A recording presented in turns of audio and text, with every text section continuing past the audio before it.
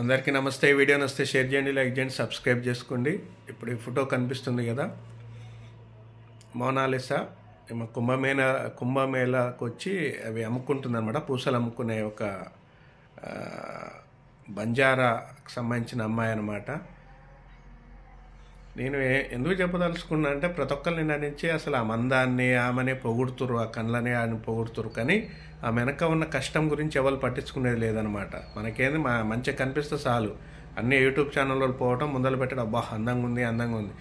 ఆ పూసలు తయారు చేసుకొని అవి తీసుకొచ్చి అంత దూరం వచ్చి ఎక్కడో మధ్యప్రదేశ్ నుంచి యూపీకి వచ్చి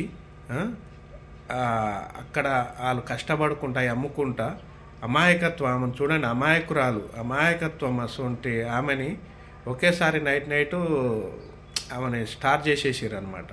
ఓకే, ఇప్పుడు చేసారు కరెక్టే, ఇప్పుడు బాగానే ఉంటుంది.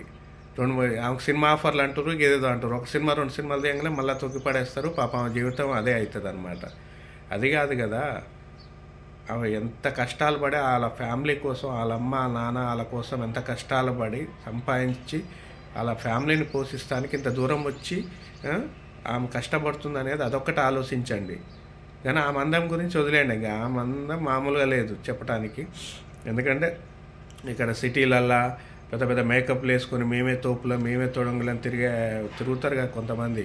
ఆ కాలిగోటికి కూడా దేనికి పనికిరారనమాట. ఆ అందం న్యాచురల్ అందం అనమాట. కానీ ప్రతి ఒక్కరికి గుర్తించాల్సింది ఏంటంటే, వాళ్ళు కష్టపడే స్వభావము, అమాయకత్వము, ఆ మంచితనము, ఎంత సింపుల్గా ఉన్నది, ఫ్యామిలీ కోసం కష్టపడే విధానం గుర్తు తెచ్చుకోండి. అది ఆమెలో మనం నేర్చుకోవాల్సింది. అందం గురించి వదిలేసేయండి. ఆమెను ఎట్టుందో ఆమె జీవితాన్ని ఎట్ట గడుపుతుందో అట్నే బతికేటట్టు ఉన్నాయండి. ఈ ఛానల్స్ ముందర పెట్టి ఆమె జీవితాన్ని ఖరాబ్ చేయొద్దు అనేది నా మనవి.